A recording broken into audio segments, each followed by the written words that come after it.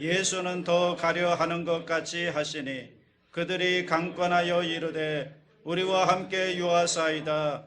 때가 저물어 가고 날이 이미 기울었나이다 하니 이에 그들과 함께 유하로 들어가시니라. 그들과 함께 음식 잡수실 때 떡을 가지사 축사하시고 떼어 그들에게 주시니 그들의 눈이 밝아져 그인 줄 알아보더니 예수는 그들에게 보이지 아니하시는지라. 그들이 서로 말하되 길에서 우리에게 말씀하시고 우리에게 성경을 풀어주실 때 우리 속에서 마음이 뜨겁지 아니하더냐 하고 곧 그때로 일어나 예루살렘에 돌아가 보니 11 제자 및 그들과 함께 한 자들이 모여 있어 말하기를 주께서 과연 살아나시고 시몬에게 보이셨다 하는지라. 두 사람도 길에서 된 일과 예수께서 떡을 떼심으로 자기들에게 알려주신 것을 말하더라. 아멘. 제목을 한번 따라해 주시기 바랍니다. 엠마오 도상에 나타나신 주님. 오늘 본문은 부활하신 예수님께서 엠마오로 내려가는 두 제자에게 나타나신 사건입니다. 어떤 일이 있었는지 한번 본문을 들어가 볼까요? 오늘 우리가 28절부터 읽었지만 원래 본문은 13절부터 시작이 됩니다. 우리 13절을 다 같이 보겠습니다. 다 같이 합니다. 그날에 그들 중 둘이 예루살렘에서 25리 되는 엠마오라는 마을로 가면서, 그날에 이렇게 시작하죠. 그날이 언제죠? 그날이 안식구 첫날, 그러니까 예수님께서 부활하신 그날입니다.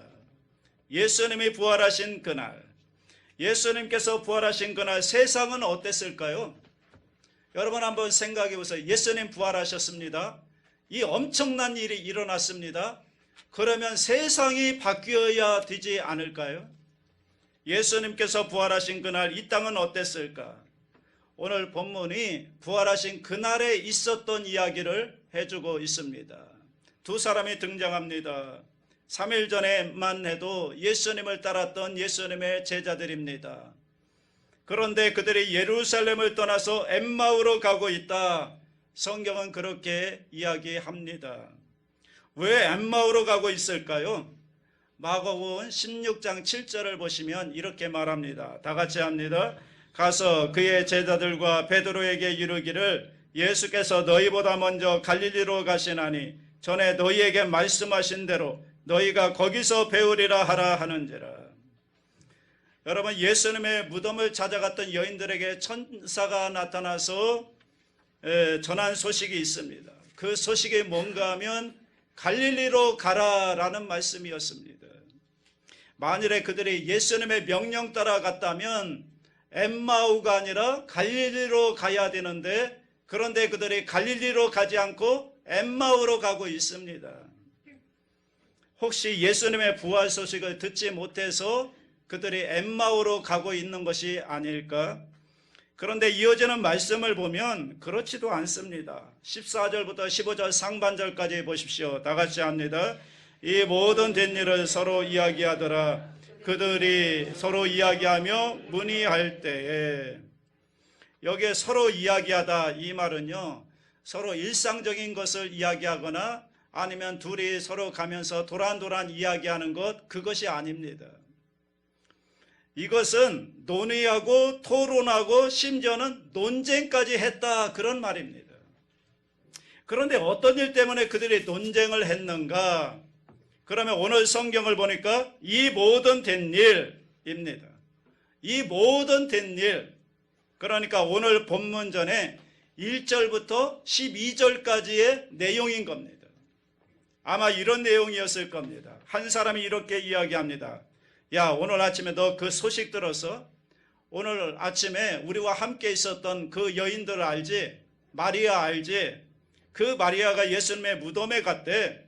무덤에 갔는데 거기 갔더니 예수님은 보이지 않고 천사가 나타나서 부활의 소식을 전했다고 하는데, 아, 글쎄 그거 믿을 수 있을까?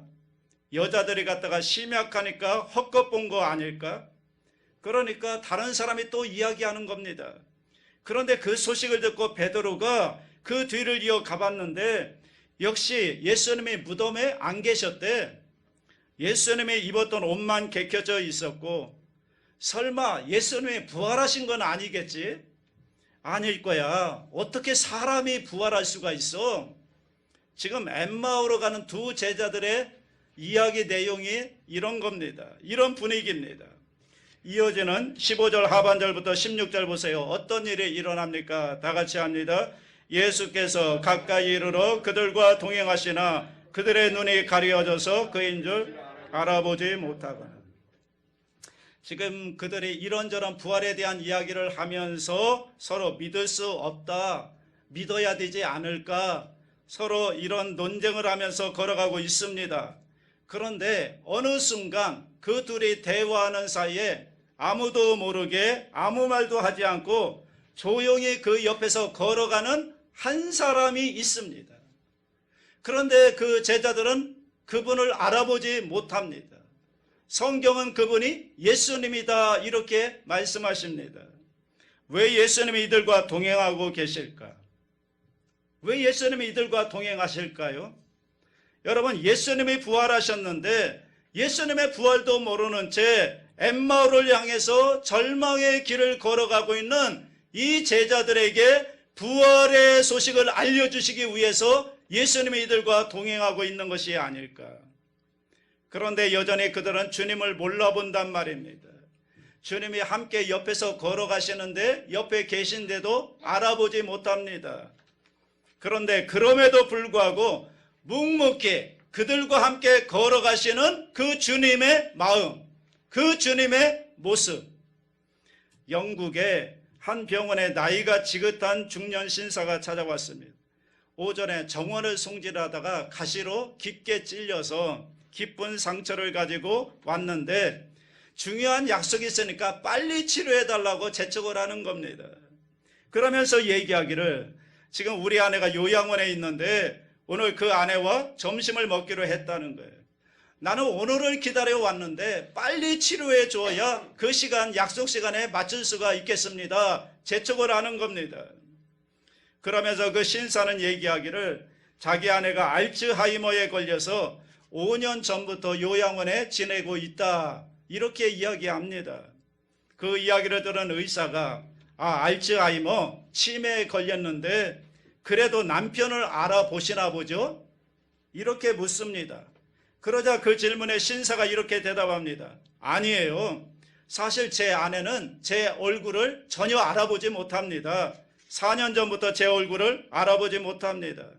그 대답에 의외라는 듯이 의사가 다시 묻는 겁니다. 선생님을 못 알아보신다고요? 그런데 뭘 그렇게 서두르십니까? 그랬더니 노신사가 이렇게 대답합니다. 사실은요, 제가 아내를 너무 보고 싶어서요. 아내는 저를 못 알아보지만 저는 아내를 알아볼 수 있잖아요. 여러분, 이것이 주님의 마음이 아닐까요? 알아보지 못하지만 그래도 함께 하시는 주님. 사랑하는 여러분, 오늘 이 이야기가 오늘 저와 여러분의 이야기는 아닐까요?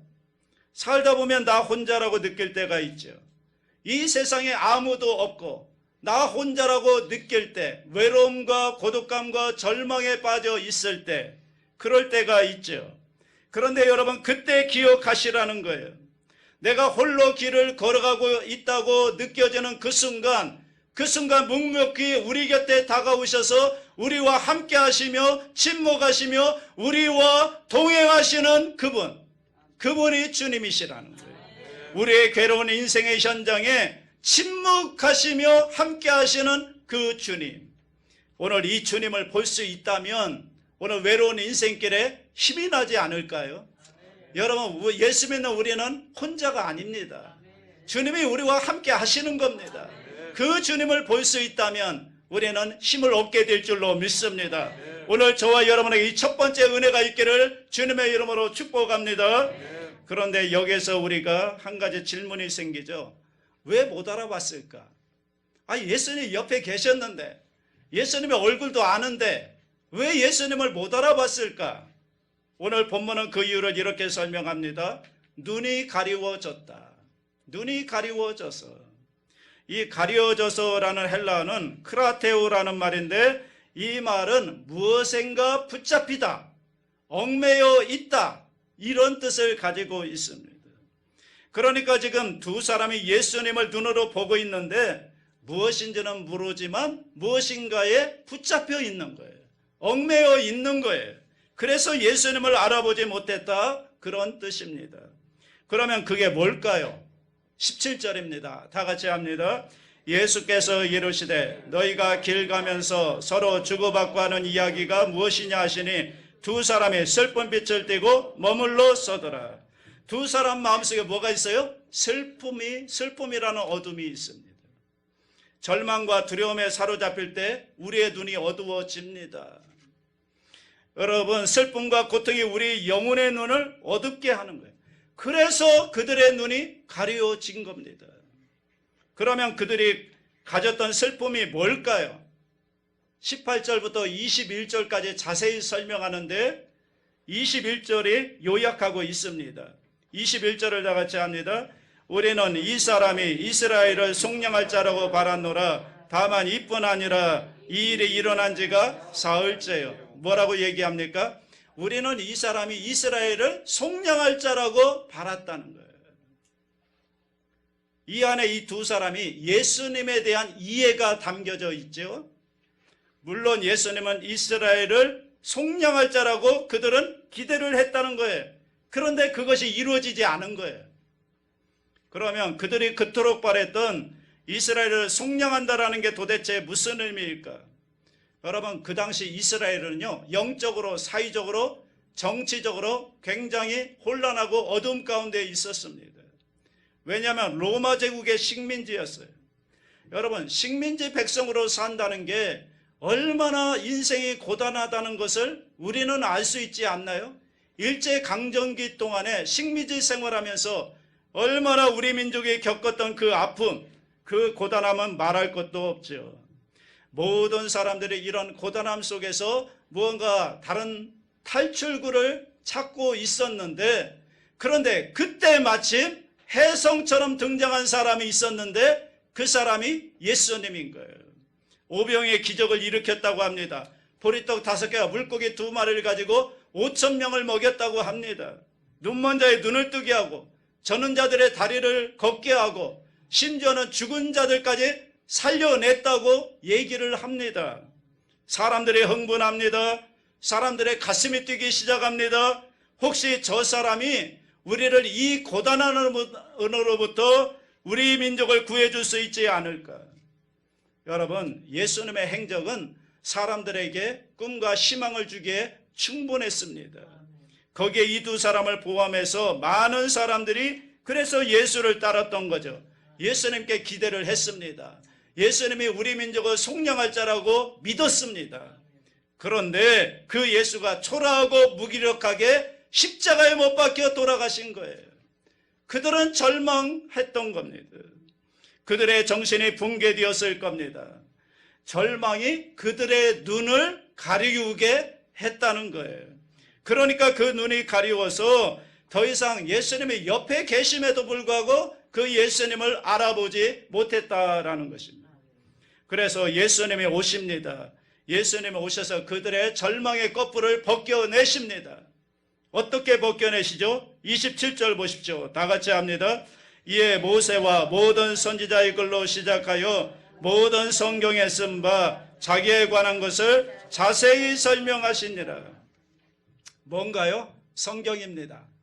하나님의 말씀입니다. 여기에서 자세히 설명하다라고 번역된 이 동사는 성령의 은사 중에 하나인 이 방언을 통역한다라는 말이죠. 그 말입니다. 그러니까 잘 알아듣지 못하는 방언을 통역해서 알아들을 수 있게 하는 그 뜻입니다. 그러니까 명료하고 분명하게 해설하다, 이런 뜻이죠. 부활하신 주님께서 나타나셔서 제자들에게 말씀을 가지고 예수님의 부활이 무엇인가를 자세하게 설명해 주었다는 거예요. 부활이 사실이라는 사실을 그들에게 명료하게 가르쳐 주셨다. 이것을 신학적인 용어로 계시, 그렇게 말하죠. 그리고 성경을 풀어주셨다, 이 말을 조명이라고 얘기합니다. 그래서 이 계시와 조명을 합쳐서 성령의 감동 혹은 성령의 조명 이렇게 말하는 겁니다. 자, 말씀으로 그들을 조명해 주신 거예요. 말씀을 가지고 어둠 가운데 있던 그들을 조명해 주신 것입니다. 말씀의 빛으로 비춰 주신 겁니다. 그래서 나중에 32절에 보면 그들이 그때 경험을 이렇게 얘기하죠. 다 같이 합니다. 그들이 서로 말하되 길에서 우리에게 말씀하시고 우리에게 성경을 풀어주실 때에 우리 속에서 마음이 뜨겁지 아니하더냐. 여러분, 여기에 우리 속에서 마음이 뜨겁지 아니하더냐, 이 말은 온도를 얘기하는 게 아니에요. 이 말에 뜨겁다라는 번역된 동사의 의미는 빛을 비추다 그런 의미예요. 빛을 비추다. 그러니까 쉽게 설명하면 그들의 마음속에 하나님의 말씀의 빛이 비추어진 거예요. 이렇게 고백하는, 그러니까 그들의 마음이 뜨거워지는 겁니다. 말씀의 빛이 비추어지니까 그들의 마음이 뜨거워졌다. 주의 말씀이 그들 가운데 비추어지니까 그 전에 보이지 않았던 주님이 보이기 시작하는 겁니다. 말씀의 빛이 그들 마음 가운데 비추어지니까 어둠 가운데 있어서 보이지 않았던 것들이 이제 보이기 시작하는 겁니다. 드러나기 시작합니다. 예수님의 십자가도 보입니다. 예수님의 부활도 보입니다. 그리고 하나님의 사랑이 그들 마음 가운데 느껴집니다. 그리고 어디로 가야 할지 길이 보이기 시작하는 겁니다. 어떻게 하니까요? 말씀의 빛이 비춰지니까 그들의 마음이 뜨거워져서 여러분 보이기 시작하는 겁니다. 시편 기자의 고백과 같이 주의 말씀은 내 발의 등이요 내 길의 빛이니이다. 여러분, 이 고백인 거죠. 그러므로 여러분, 주의 말씀을 주야로 묵상하시기 바랍니다. 말씀의 빛이 여러분 마음 가운데 비추어지면 그동안 보이지 않았던 것들이 보이는 거예요. 내가 무엇을 해야 될지, 어디로 가야 될지 그 길이 보여지는 겁니다. 말씀의 빛이 비추어지면 이런 역사가 일어나는 것입니다. 그래서 여러분, 이어지는 28절, 29절 보십시오. 다 같이 합니다. 그들이 가는 마을에 가까이 가매 예수는 더 가려 하는 것 같이 하시니 그들이 강권하여 이르되 우리와 함께 유하사이다. 때가 저물어 가고 날이 이미 기울었나이다 하니 이에 그들과 함께 유하러 들어가시니라.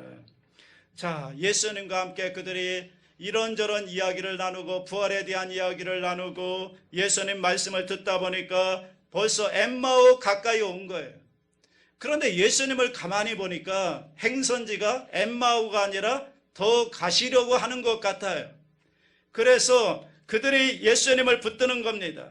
어디까지 가시는지 모르지만 날도 어두워 가는데 오늘 밤 여기서 하룻밤 묵어 가시죠. 그리고 저희와 함께 식사도 하시고 아까 하시던 얘기도 마저 해주시면 좋겠네요.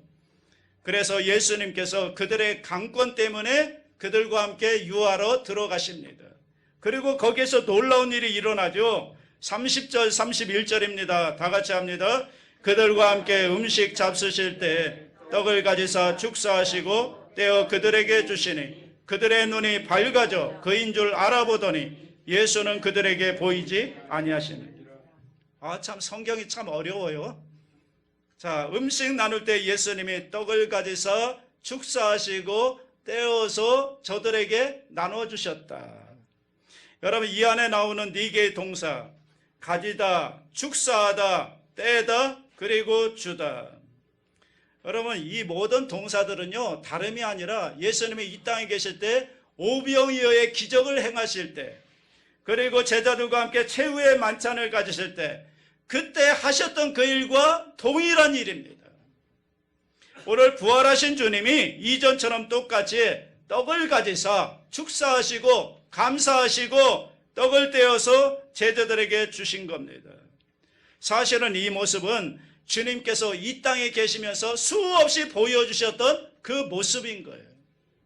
주님은 공생의 기간 내내 죄인과 세리들과 함께 음식을 나누면서 하나님 나라를 가르쳐 주셨죠. 그래서 주님이 베푸신 이 공동식사, 주님이 보여주셨던 그 모습, 그것이 그 제자들의 머릿속에는 또렷이 기억으로 남아 있었고, 그리고 그들은 그것을 통해서 주님을 체험했죠. 여러분, 사람은요 체험하지 못한 것은 보기가 어렵습니다. 예수님께서 그래서 오셔서 예수님이 평소에 하셨던 그 모습 그대로 그들에게 공동 식사 음식을 주시면서 말씀을 가르치시는 겁니다. 그 모습을 통해서 그들은 주님을 보게 되는 겁니다. 여러분, 신앙은요, 관념이 아니라 체험에서 시작되는 겁니다. 신앙이라고 하는 것은 단순히 어떤 교리를 아는 것, 어떤 교리에 대해서 예스, 동의하는 것, 그것이 아니라 주님을 만남으로부터 시작되는 거예요. 여러분, 주님과의 인격적인 만남이 없이 어떻게 우리가 주님을 따라갈 수가 있겠습니까? 계시록 3장 20절에 보시면 볼지어다 내가 문 밖에 서서 두드리노니 누구든지 내 음성을 듣고 문을 열면 내가 그에게로 들어가 그와 더불어 먹고 그는 나와 더불어 먹으리라. 식사 같이 하자는 거 아닙니까? 체험입니다. 아직도 주님과의 인격적인 만남의 체험이 없으십니까? 그러면 저는 오늘 여러분들이 정말 진지하게 마음문을 열고 예수님을 여러분의 주님으로 영접했으면 좋겠습니다. 마음을 열고 진지하게 여러분 마음속에 예수님을 모셔보십시오. 주님, 오늘 이 시간 내 마음을 엽니다. 내 마음속에 오셔서 나와 함께 하시고 나와 동행해 주십시오.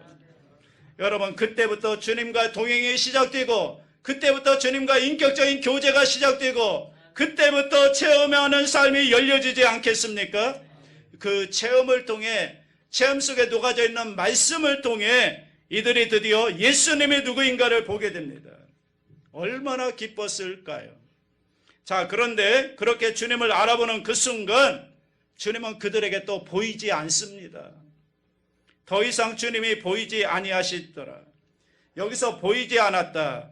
이 아판토스라고 하는 그리스어는 사라졌다는 의미인데 그리스어에서 고대 그리스어에서는 이 단어는 신들의 사라짐이라는 의미를 가지고 있습니다.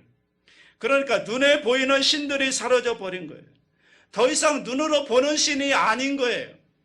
믿음의 눈이 열렸어요. 말씀을 통해 그들의 믿음의 눈이 열려서 이제는 믿음으로 주님을 보는 겁니다. 그러니까 더 이상 주님이 육신으로 그들 가운데 계실 필요가 없는 겁니다. 이제는 그들이 믿음의 눈이 열렸기 때문에 믿음의 눈으로 부활하신 주님을 보는 겁니다. 여러분 잘 보세요. 전에는 예수님이 옆에 계셨는데도 못 알아봤어요. 그런데 이제는 예수님이 옆에 보이지 않습니다. 안 계심에도 불구하고 이제는 예수님을 봅니다. 뭘로 보죠? 믿음의 눈으로 보는 겁니다. 이것이 여러분 믿음 아닐까요? 오늘 우리가 주님을 우리 눈으로 볼 수 있기 때문에 믿는 거 아니잖아요. 여기서 주님 본 사람 있습니까? 한 사람도 없잖아요. 보지 않지만 믿잖아요. 뭘로 봅니까? 믿음의 눈으로 보는 거예요. 믿음은 바라는 것들의 실상이요 보이지 않는 것들의 증거라고 했어요.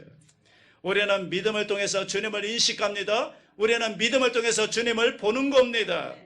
여러분 눈에 보이지 않지만 전체 망원경을 통해서 보면 저 하늘에 있는 별들을 볼 수가 있잖아요. 여러분 우리 눈에 보이지 않는 작은 세균들, 박테리아들 우리 눈으로는 볼 수 없지만 여러분 현미경을 통해서 보면 볼 수 있듯이 하나님의 세계는 오직 믿음을 통해서만 볼 수가 있는 것입니다. 그래서 노아는 홍수가 아직 오지 않았지만 믿음으로 방주를 준비했던 거예요. 아브라함은 갈 길을 알지 못했지만 믿음으로 순종하고 믿음으로 그 길을 나아갔던 거예요. 여러분 모세는 믿음을 통해서 홍해를 건넜고요. 여호수아는 믿음으로 여리고성을 돌았던 거예요. 그러므로 여러분 하나님을 믿는다고 하는 것, 믿는 사람들은요 눈이 아니라 믿음으로 사물을 보는 겁니다. 귀로 듣는 것이 아니라 믿음으로 듣는 겁니다. 혀로 말하는 것이 아니라 믿음으로 말하는 겁니다. 이게 믿는 사람들이에요. 믿음으로 하는 거예요. 오늘 부활절을 지내는 우리들의 마음속에도 이 믿음이 있기를 주님의 이름으로 축복합니다. 그리고 여러분 이 믿음이 우리의 삶의 방향을 바꾸어 놓습니다. 우리의 가는 길을 바꾸어 놓습니다. 마지막 33절 35절 보십시오. 다 같이 합니다. 그때로 일어나 예루살렘에 돌아가 보니 열한 제자 및 그들과 함께한 자들이 모여 있어 말하기를 주께서 과연 살아나시고 시몬에게 보이셨다 하는지라. 두 사람도 길에서 뒷일과 예수께서 떡을 떼심으로 자기들에게 알려주신 것을 말하더라. 자, 엠마오로 가던 그들의 발걸음이 다시 주님의 부활을 만남으로 그들의 방향이 바꿔집니다. 예루살렘으로 갑니다. 예루살렘에 누가 있죠? 예수님의 제자들이 있습니다. 자, 부활하신 주님을 만납니다. 부활하신 주님을 만났던 사람들이 함께 모여서 자기들이 만난 경험을 나눕니다. 그리고 그 나눔을 통해서 이제는 자기들이 무엇을 해야 되는지를 알게 되는 겁니다. 이제 이 부활의 소식을 우리만 가지고 있을 것이 아니라 우리가 이웃들에게 이 부활의 기쁜 소식을 전해야 되지 않을까. 사랑하는 여러분, 부활하신 주님을 만나면 우리 인생이 바뀌어지는 것입니다. 부활하신 주님을 믿음의 눈으로 바라보는 자들은 인생의 방향이 엠마오로 내려가는 절망의 길에서 이제는 부활과 소망의 길인 예루살렘으로 바뀌어지는 겁니다.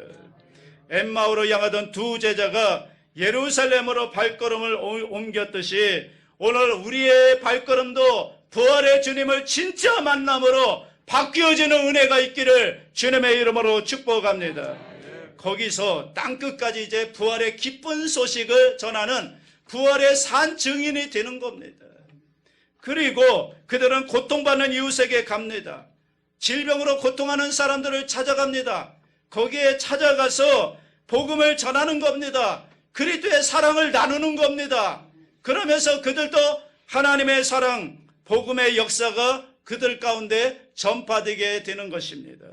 사랑하는 여러분, 오늘 우리의 환경을 한번 돌아보십시오. 코로나 바이러스로 인해서 온 세상에 슬픔과 좌절과 절망과 실패 가운데 빠져 있습니다. 모두 다 마음을 꽁꽁 걸어 닫고 있습니다. 여러분, 부활의 증인으로서 이 시대를 살아가는 우리들이 이 세상에 소망을 주고 이 세상 사람들에게 용기를 주어야 되는데 어떻게 그렇게 할 수가 있을까? 어떻게 부활의 증인으로 이 부활의 소식을 전하며 살 수 있을까요?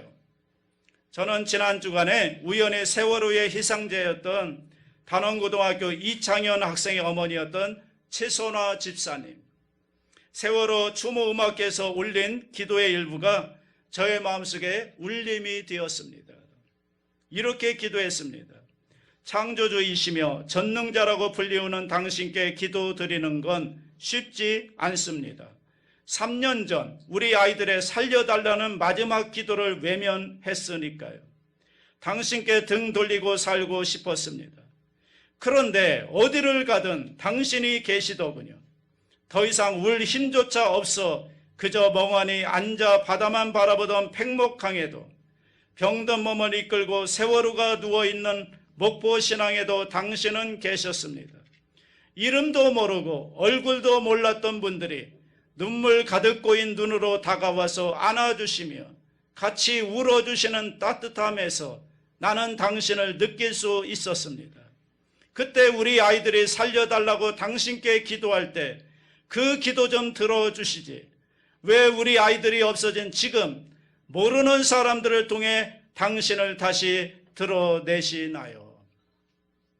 하나님을 향했던 불만, 하나님을 향했던 원망, 그런데요, 다가와 위로해주며 사랑으로 안아주며 그들의 사랑을 통해서 다시 한번 예수님의 사랑을 느꼈다는 거예요.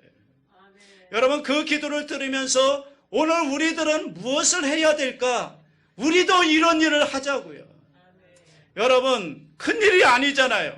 나도 힘들고 어렵지만 지금 코로나로 인해서 너무 힘들어하는 사람들, 우리 주변에 인생의 여러 고난으로 인해서 힘든 삶을 살고 있는 사람들이 우리 눈에 보인다면 그들을 향하여 따뜻한 말 한마디, 격려의 말 한마디, 따뜻한 미소로 다가가서 그들을 안아주며 함께 기도해주며 지금 어렵지만 한번 힘을 내자고 같이 이겨보자고, 그리고 할 수만 있다면 우리의 주머니를 털어가지고 작은 선물이라도 그들을 섬길 수만 있다면 그런 사랑의 손길을 통해서 그들도 하나님의 사랑을 느껴보지 않을까요?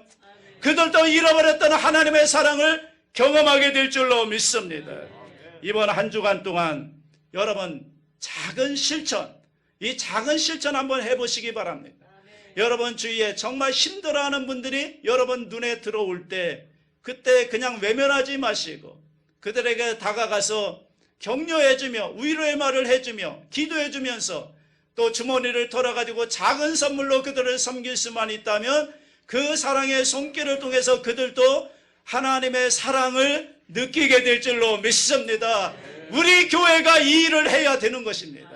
그럴 때 그들이 하나님의 사랑을 느끼고 하나님께 돌아오는 역사가 일어나는 것입니다. 여러분, 이 최선화 집사님, 자기 자녀가 세월호로 죽어서 하나님을 등지고 살고 싶었는데 전혀 얼굴도 모르고 이름도 모르는 사람들이 다가와서 위로해주고 사랑으로 안아주고 거기에서 하나님의 사랑을 느꼈다고 다시 말하고 있지 않습니까? 오늘 저와 여러분의 그런 일을 할 수 있게 되기를 바랍니다. 사도 바울은요, 우리 몸을 하나님이 기뻐하시는 거룩한 산 제물로 드리라고 했어요. 그게 우리가 드릴 마땅한 예배라는 거예요. 아픔의 자리, 찢김의 자리, 수치와 모욕의 자리에서 울고 있는 그들 곁에 우리가 다가갈 때 그때 하나님이 거기에도 함께 하시지 않을까요? 오늘 주님을 바라보며 우리 주위에 울고 있는 이웃들과 함께 할 때 거기에 함께 하시는 주님의 임재하심을 경험하며 다시 한번 힘있게 부활의 증인으로서의 삶을 감당하는 저와 여러분 될 수 있기를 주님의 이름으로 축원합니다. 사랑이 무한하신 하나님 아버지, 엠마오로 향하던 제자들이 슬픔으로 인해 눈이 가려워져 주님을 알아보지 못했지만 부활하신 주님께서 그들 곁에 다가오셔서 그들과 동행하시며 말씀을 풀어주시고 공동 식사 체험을 통해서 부활하신 주님을 알아보게 하셨습니다. 오늘 우리도 하나님 말씀 속에서 살아계신 주님을 만나게 하여 주옵시고 마음이 뜨거워져서 부활하신 주님을 담대히 전하는 증인의 삶을 살게 하여 주옵소서. 더 나아가 우리 주위에 코로나로 인해서 힘든 삶을 살고 있는 이웃들에게 따뜻한 격려의 말, 위로의 말, 주의 사랑을 실천함으로 그들도 부활하신 주님의 사랑을 경험하게 하여 주시옵소서. 감사하며 예수님의 이름으로 기도하옵나이다. 아멘.